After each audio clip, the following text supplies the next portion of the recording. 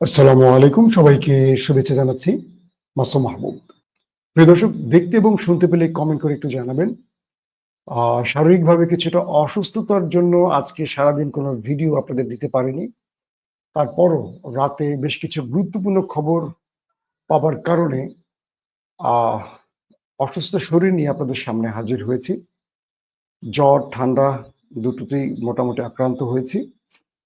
তো দর্শক, আমার হাতে এখন যে খবরগুলো রয়েছে আমি আপনাদেরকে একটা একটা করে জানাবার চেষ্টা করছি। প্রথম খবর হলো, এবার ইরানের হাতে তুরুপের তাস এসে গেল।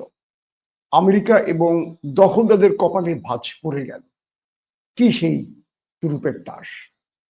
অন্যদিকে বলা হচ্ছে, ইরান যুদ্ধ শেষ না হতে তুরস্কের সঙ্গে দখলদার দেশটির যে কোনো সময় বড় মাপের লড়াই শুরু হতে পারে।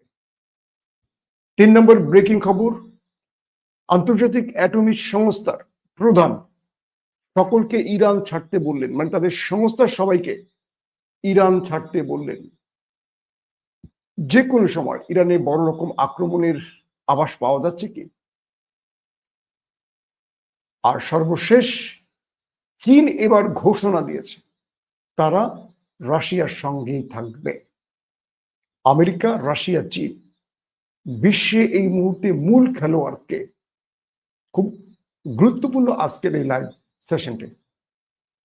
প্রথমেই আমি যে খবরটি দিয়ে শুরু করতে চাই সেটি হলো, IAEA আন্তর্জাতিক এই অ্যাটমিক সংস্থার প্রধান তাদের সকল লোকবলকে ইরান ছাড়তে বলেছেন। তিনি বলেছেন, ইরান তাদের বিরুদ্ধে গ্রেফতারি পরোয়ানা জারি করেছে এবং দোষ প্রমাণ হলে তাদের ফাঁসির কাজটা ঝোলানো হবে। অর্থাৎ ইরান স্পষ্ট করে জানিয়ে দিয়েছে যে এই অ্যাটমিক সংস্থার কর্মকর্তারা যারা ইরানে তাদের নিউক্লিয়ার প্রজেক্ট ভিজিট করত, এরাই মূলত মার্কিন যুক্তরাষ্ট্র এবং ইসরায়েলের কাছে তাদের সকল গোপন নথি তুলে দিয়েছে এবং পরমাণু বিজ্ঞানীদের সকল তালিকা পর্যন্ত তুলে দিয়েছে। এক কথায়, এরা সেই দখলদার দেশটির গোয়েন্দা সংস্থার হয়ে কাজ করছে, এই অভিযোগ ইরান তুলেছে। এবং ইরান বলেছে, পরবর্তী নির্দেশ না দেওয়ার আগ পর্যন্ত এই সংস্থাকে কোনোভাবে ইরানে ঢুকতে দেয়া হবে না, তাদের কাজ করতে দেয়া হবে না। এবং ইরান এটিও বলেছে, যদি তারা দোষী প্রমাণিত হয় তাদের বিরুদ্ধে ফাঁসির রায় আসবে। এর পরপরই এই সংস্থার প্রধান তিনি তার সংস্থার সবাইকে ইরান ছেড়ে যেতে বলেছেন। পাশাপাশি দুদিন আগে যুক্তরাষ্ট্র তাদের নাগরিককে, যারা দ্বৈত নাগরিক, ইরান এবং আমেরিকার নাগরিক, তাদেরকেও দেশ ছাড়তে বলেছে। বোঝা যাচ্ছে একটা গুটি বা গুটির চাল তৈরি হচ্ছে, যে কোনো সময় ইরানে আক্রমণ করতে পারে দখলদার দেশকে। একটি বিষয় বুঝতে পেরেছেন যে আমেরিকা ইসরায়েলের বিষয়ে ইসরায়েলের পক্ষে যে কোনো বিল খুব দ্রুত পাশ হয়ে যায়, কিন্তু জাতিসংঘে আমেরিকা বরাবরই ফিলিস্তিনের বিরুদ্ধে বারবারই ভেটো দিয়ে আসে।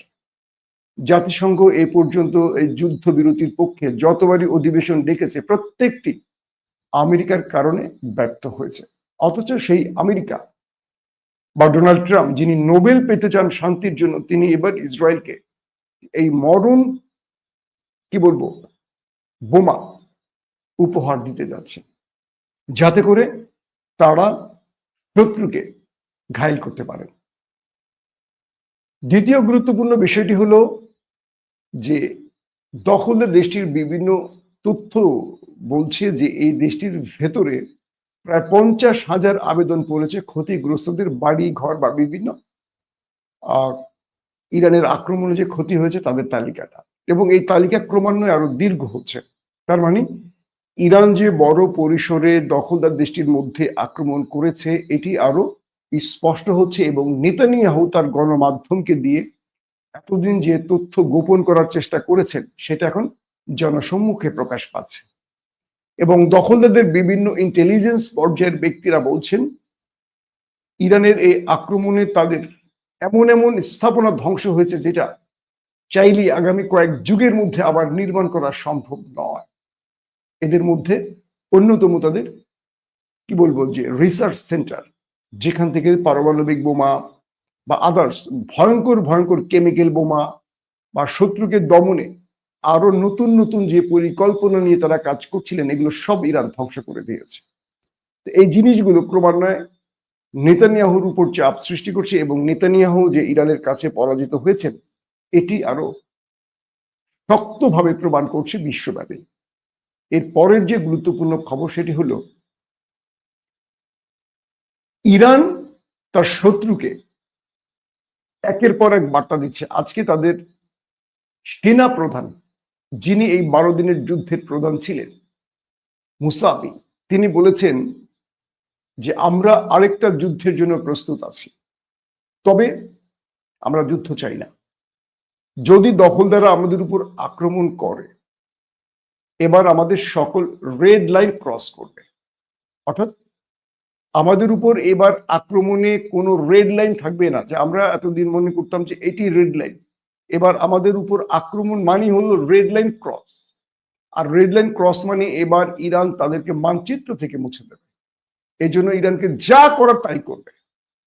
তিনি বলেছেন ইরানের জনগণ আমাদের সাথে আছে এবং এই জনগণকে সাথে নিয়ে আমরা দখলদারদেরকে পরাজিত করব, এবং দখলদার যদি এবার আক্রমণ করে এটা হবে শেষ যুদ্ধ, এবং এই যুদ্ধে তাদেরকে মানচিত্র থেকে মুছে ফেলা হবে, অর্থাৎ তাদের ইতিহাসকে মুছে দেওয়া হবে। তিনি বলেছেন ইরানের ইতিহাস, ঐতিহ্য, সংস্কৃতি 5000 বছরের, কোন শক্তি এটাকে মুছতে পারেনি, দখলদাররাও এটা পারবে না।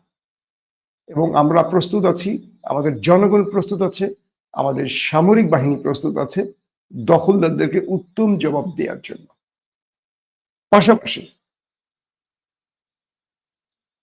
ইরান তার যে তুরুপের তাসের কথাটি বললাম, যেটির জন্য আপনারা বসে আছেন, এটি হাতে পেয়ে গেছে। অর্থাৎ ব্রিক্স নিউজের ইনস্টাগ্রাম একটি খবর এসছে, এটি হলো চীনের কাছ থেকে ইরান তার পাকিস্তান আর ভারতের যে যুদ্ধে J-10C যুদ্ধ বিমানটি ব্যবহার করে রাফায়েলকে পরাজিত করেছিল, সেই J-10C 4.5 প্রজন্মের এই মুহূর্তে পৃথিবীর সবচেয়ে আলোচিত যে যুদ্ধ বিমানটি, এটি ইরানের হাতে এসে পৌঁছেছে। ব্রিক্স নিউজের ইনস্টাগ্রামে এই খবরটি এসছে এবং বলা হচ্ছে ইরান চীনের কাছ থেকে 40টি J-10C যুদ্ধ বিমান কেনার চুক্তি করেছে। প্রথম চালানটি ইরানের হাতে এসে পৌঁছে গেছে।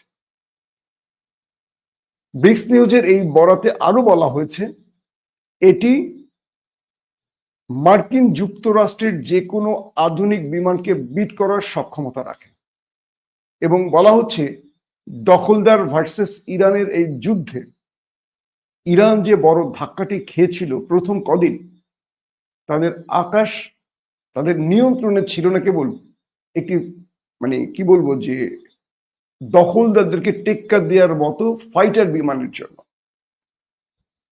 আন্তর্জাতিক গণমাধ্যমগুলো বলছে রাশিয়ার সঙ্গে ইরানের যে চুক্তিগুলো হয়েছিল, রাশিয়া SU-35 এবং S-400, একটি হলো যুদ্ধ বিমান পঞ্চম প্রজন্মের, একটি হলো পঞ্চম প্রজন্মের আকাশ প্রতিরক্ষা সিস্টেম, এই দুটো চুক্তির পরও ইরানের হাতে পৌঁছে দেয়নি এবং এটি বড় রকম জটিলতায় পড়েছে। রাশিয়া আদৌ ইরানকে দেবে কিনা এটা অনিশ্চিত হয়ে গেছে। আর ঠিক এই কারণেই ইরান রাশিয়ার উপর ক্ষুব্ধ এবং তার বন্ধু বাছাইয়ের ক্ষেত্রে তারা একটু পরিবর্তন আনছে। রাশিয়াকে এই মুহূর্তে না চটালে ইরানকে তারা বগল দাওয়া করছে, অর্থাৎ ইরানের কাছে ছুটে গেছে, দুঃখিত, চীনের কাছে ছুটে গেছে। চীন তাদের SQ-9 আকাশ প্রতিরক্ষা সিস্টেম এবং J-10C পাশাপাশি আরো কিছু হাইপারসোনিক আদলের মিসাইলের ব্যাপারেও ইরান চীনের সাথে চুক্তি করেছেন, এমন তথ্য পাওয়া গেছে। বলা হচ্ছে J-10C হাইপারসোনিক যুদ্ধ বিমান, এটি শত্রুর রাডারকে যেমন ফাঁকি দিতে পারে, ইলেকট্রনিক্স ওয়ারফেয়ারের ক্ষেত্রে এটি সবচেয়ে পারফেক্ট এই সময়ের জন্য। আমেরিকার 35 কিংবা ফ্রান্সের রাফায়েল, তো রাফায়েলকে ইতিমধ্যে J-10C পাকিস্তান ভারত যুদ্ধে পরাজিত করেছে। রাশিয়ার তাদের যে 400 আকাশ প্রতিরক্ষা সিস্টেম S-400 এটিকেও ধ্বংস করেছে। Su-35 ভারতের কাছে যে আছে সেটিও ধ্বংস করেছে এবং MiG-29 ধ্বংস করেছে। তো সবকিছু মিলে এই J-10C এবং J-50 মিসাইল এগুলো এখন ইরানের হাতে চলে এসছে। এটা ব্রিক্স নিউজের বরাতের খবর, যদিও এই ব্যাপারে দুই দেশ সঠিক কোনো মন্তব্য করেনি বা বলেনি। তো ব্রিক্স নিউজের এই তথ্যে এটুকু বোঝা যাচ্ছে যে ইরানের হাতে এই যুদ্ধ বিমান চলে এসেছে। যদি চলে এসে থাকে তাহলে দখলদারদেরকে এখন মনে রাখতে হবে ইরান কেবল মিসাইল নয়, তারা যুদ্ধ বিমান দিয়েও এবার তাদের জবাব দেবে। এবং ইরানের এই যুদ্ধ বিমানের জন্য মধ্যপ্রাচ্যে সৌদি আরব, আরব আমিরাতের মধ্যেও কাঁপাকাঁপি ছুটে গেছে। এখন বিষয় হলো পাকিস্তানের এয়ারফোর্স যেভাবে J-10 কে দিয়ে ভারতকে পরাজিত করেছে, এখানে আরো দুটো বিষয় জড়িত ছিল। এক, এখানে ইলেকট্রনিক্স ওয়ারফেয়ারের ক্ষেত্রে শত্রুকে ফাঁকি দিতে তুরস্ক এবং চীন একাট্টা হয়ে পাকিস্তানের জন্য কাজ করেছে। এবং গতকালকের নিউজে আমি আপনাদের বলেছিলাম যে ভারতের নেভির সেকেন্ড ম্যান এবং এয়ারফোর্সের গুরুত্বপূর্ণ ব্যক্তি গণমাধ্যমেই বলেছেন এটি ভারত পাকিস্তানের যুদ্ধ ছিল না, ভারতের বিপরীতে চীন, তুরস্ক, পাকিস্তান সম্মিলিত যুদ্ধ ছিল। আমি গতকালকে লাইভে আপনাদের বলেছিলাম। এখন চীনকে এই ক্ষেত্রে আরেকটি কাজ করতে হবে, সেটি হলো চীন যেভাবে পাকিস্তানকে সহযোগিতা করেছে এই সহযোগিতাটা ইরানের জন্য অব্যাহত রাখতে হবে। এবং চীনের ব্যাপারে এইটুকু বলা যায়, চীন যার বন্ধু হয় তার জন্য শেষ পর্যন্ত তার দায়িত্বটুকু পালন করে, রাশিয়ার মতো ফাঁকা বুলি দিয়ে মাঠে হাত ছেড়ে দিয়ে পালায় না। আমরা রাশিয়ার কথা যদি বলি, বাংলাদেশের একটা বড় গ্রুপ মানুষ আছেন তারা মনে করেন যে রাশিয়া বোধহয় বাংলাদেশের সবচেয়ে বড় পীর আউলিয়াদের একটি দেশ এবং সেই পীর আউলিয়াদের প্রধান হলেন ভ্লাদিমির পুতিন। যদি আমরা ইতিহাসের দিকে তাকাই, আমেরিকানদের চেয়েও সবচেয়ে বেশি মুসলমানদের প্রাণ গেছে রাশিয়া বা সোভিয়েতের হাতে। তো আজকে সেই রাশিয়া এখন পর্যন্ত ইউক্রেনের বিরুদ্ধে যে যুদ্ধটা চালিয়ে যাচ্ছে, গতকালকেও 550 ড্রোন এবং মিসাইল অ্যাটাক করেছে কিয়েভ, খার্কিভে। তার অধিকাংশই ছিল ইরানের শাহেদ, সেকান্দার মিসাইল এবং ড্রোন। কিন্তু ইরানকে কি দিয়েছে রাশিয়া? তাদের পঞ্চম প্রজন্মের Su-35 এবং S-400 এই দুটো চুক্তি করেও ইরান পায়নি, কিন্তু ভারত পেয়ে গেছে। তাহলে এই বন্ধুত্বের প্রয়োজনটা কি? এবার ইরানের পার্লামেন্টে এই বিষয়গুলো আলোচনা হয়েছে, গেল এই বিষয়টি। এই ক্ষেত্রে ইরানকে অবশ্যই তুরস্কের সাথে একটি আলোচনা করতে হবে, কারণ তুরস্ক পাকিস্তানকে যে সহযোগিতা করেছে ইরানের সাথে, চীনের সাথে মিলে, এই দুই দেশ যদি ইরানের পাশে দাঁড়ায়, গোপনে হোক আর প্রকাশ্যে, আমি মনে করি দখলদারদের সাথে যদি বিশ্বমোড়লরাও একাট্টা হয়, এই যুদ্ধে ইরানের বিরুদ্ধে জয় নিয়ে ফিরতে পারবে না দখলদার দেশটি। কেউ মানুক আর না মানুক, চীন বিগত কয়েক যুগে বড় ফ্রেমের যুদ্ধ না করলেও আমেরিকাকে সবচেয়ে টাফ টাইম দিচ্ছে বা টেনশন দিচ্ছে এই মুহূর্তে চীন। ইন্টারেস্টিং খবর হলো,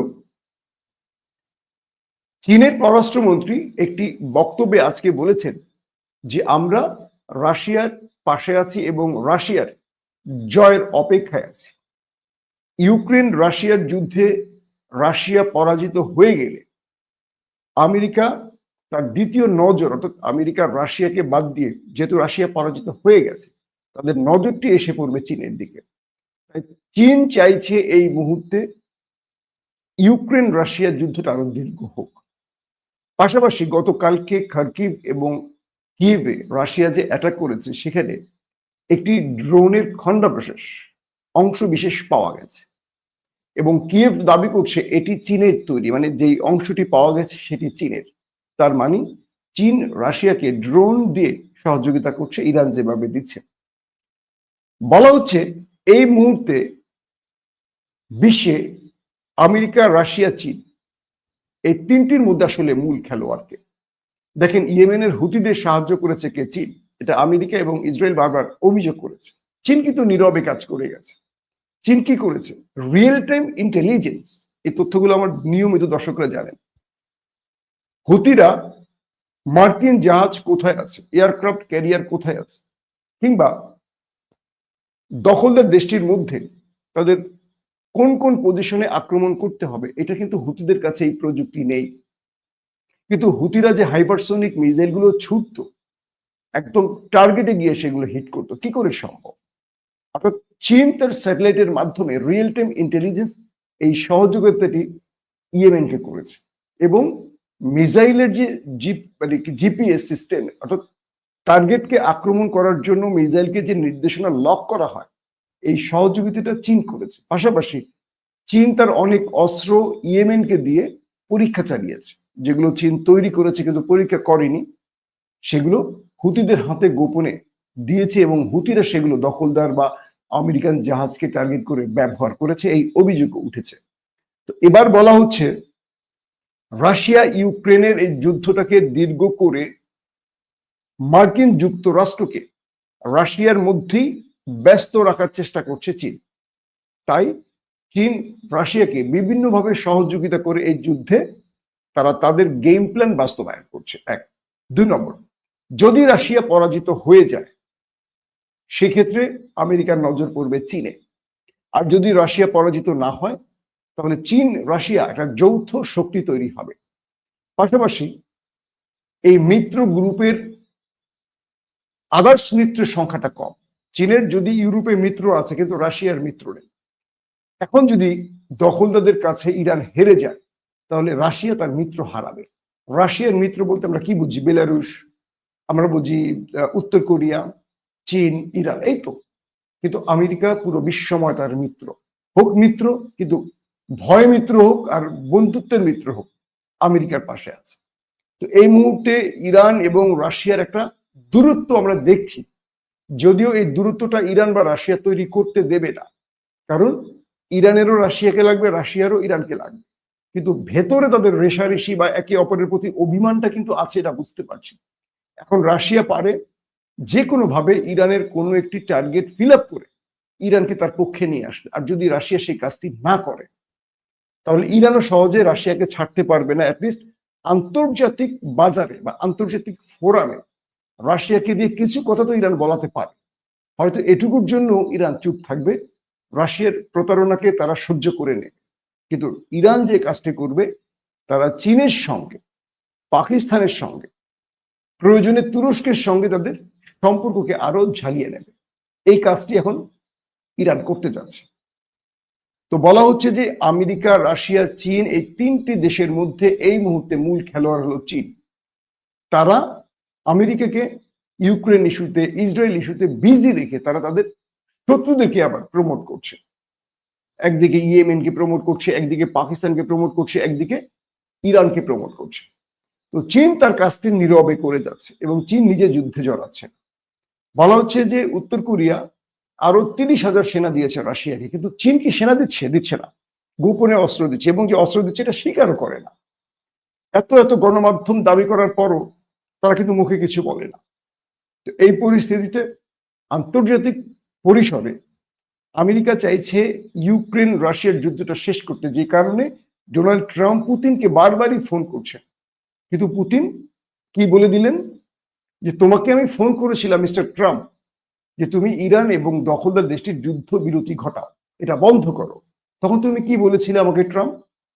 যে রাশিয়া এটা তোমার বিষয় না, তুমি নাকে তেল দিয়ে ঘুমাও, এটা সময় হলে আমরা সিদ্ধান্ত নেব।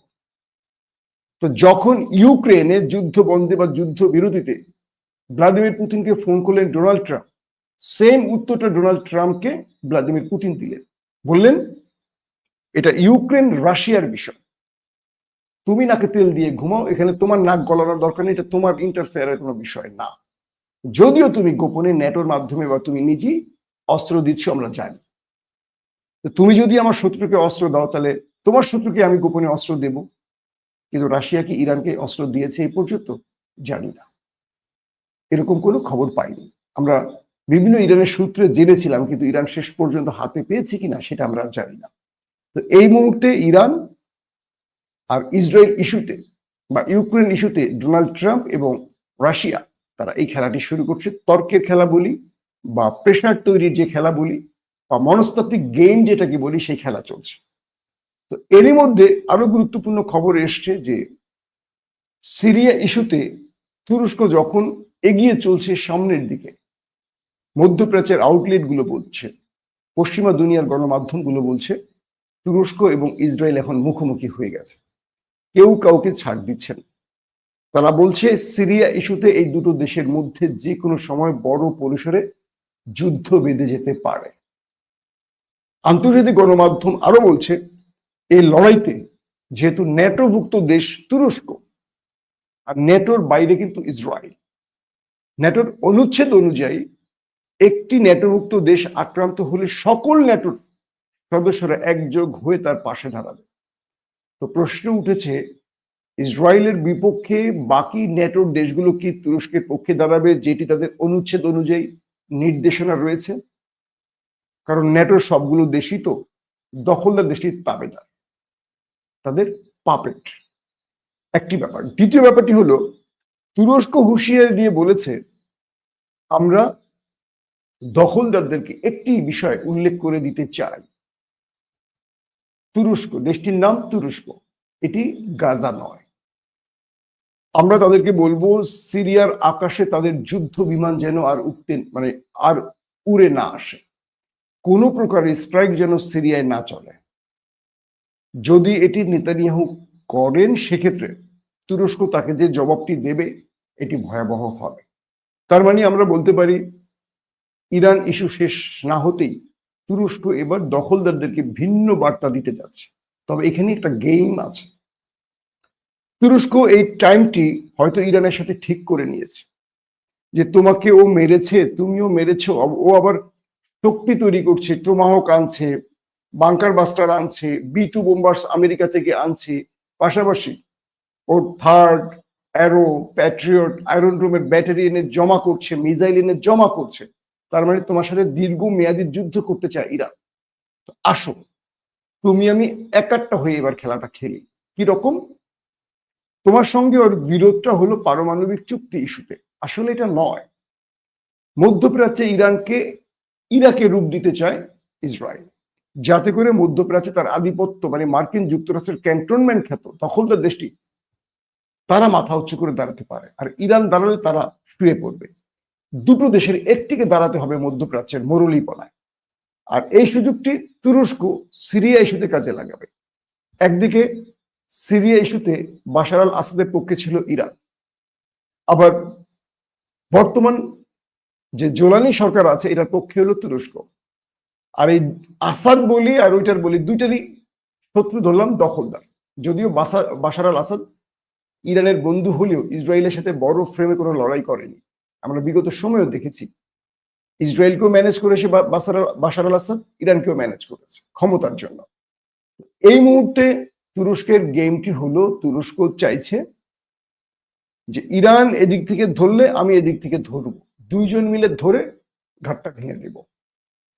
তো ইরানকে এই বার্তাটি দিয়েছে এবং ইরান এই বার্তাটি বুঝে নিয়েছে যে কোনো সময় সিরিয়া ইস্যুতে তুরস্ক দখলদারদেরকে চেপে ধরবে। আর ইরান এই সুযোগটি কাজে লাগাবে, অর্থাৎ দুটো মুসলিম দেশ অভিন্ন দুটো টার্গেটে দখলদারদের বিরুদ্ধে দাঁড়িয়ে যেতে পারে। যেহেতু আন্তর্জাতিক গণমাধ্যম বলছে এই দুটো দেশ লড়াইতে উপনীত হতে পারে, সেক্ষেত্রে একটি সহজ প্রশ্ন আসে, কে জিতবে? তুরস্কের কাছে ইরানের মতো শুধু মিসাইল না, তুরস্কের কাছে এমন এমন ফাইটার জেট আছে, আকাশ প্রতিরক্ষা আছে, এমন মিসাইল আছে যেটা ইরানের কাছে নেই। ইরান এই যুদ্ধে প্রমাণ করেছে তাদের শুধু মিসাইলই আছে, যুদ্ধ বিমান, প্রতিরক্ষা সিস্টেম একটিও সেই অর্থে নেই। কিন্তু তুরস্ক অস্ত্র বিক্রির দিকে মুসলিম দেশের মধ্যে 1 নম্বরে এই মুহূর্তে। তাদের যে ড্রোন আছে, পারফেক্ট ড্রোন, এটা দখলদারদেরকে বিট করার ক্ষমতা রাখে।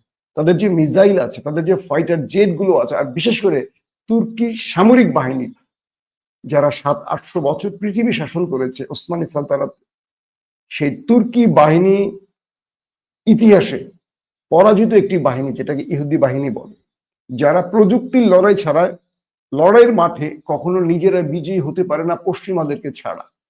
আরব ইসরায়েলের যুদ্ধ তো পশ্চিমাদের নিয়ে তারা লড়েছে, আর আরবরা 2000-5000 করে সেনাবাহিনী পাঠায় একটা জোট তৈরি করেছে। এটা তো আসলে আরবদের দেখানো যুদ্ধ ছিল, বিজয়ের যুদ্ধ ছিল না।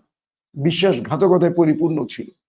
তো সেই তুরস্কের বেনিফিটটা হলো তাদের যে সেনাবাহিনী গত 5টা লড়াইতে 5টা দেশে প্রত্যেকটিতে তুরস্ক বিজয় পেয়েছে, কিন্তু একটিতেও না রাশিয়া না আমেরিকা বিজয় পেয়েছে। কিন্তু তুরস্ক সবটি ক্ষেত্রে মানে সব দেশই তাদের বিজয় পেয়েছে এই লড়াইতে, গত কয়েক দশক বা কয়েক যুগে যদি আমরা দেখি। তো তুরস্কের সেনাবাহিনী এই মুহূর্তে খুব চাঙ্গা মুডে আছে এবং তারা চাইছে একটা লড়াই হোক দখলদারদের সাথে আমাদের, কারণ গাজার প্রতিশোধটা তুরস্ক এবার খুব জোরে সোরে নিতে চায়। লড়াইটা হবে সিরিয়া ইস্যুতে, কিন্তু তুরস্ক মূল আঘাতটা করবে গাজার প্রতিশোধ হিসেবে। কারণ এতদিন পর্যন্ত তুরস্ক একটা ছুতো খুঁজছিল, এখন যদি দখলদাররা কোনো কারণে তুরস্কের লেজে পাড়া দেয়, তুরস্ক খেলা দেখিয়ে দেবে, এটি কনফার্ম থাকে। দর্শক, আজকের মতো বিদায় নিচ্ছি। প্রত্যেকে ভালো থাকবেন। আল্লাহ হাফেজ।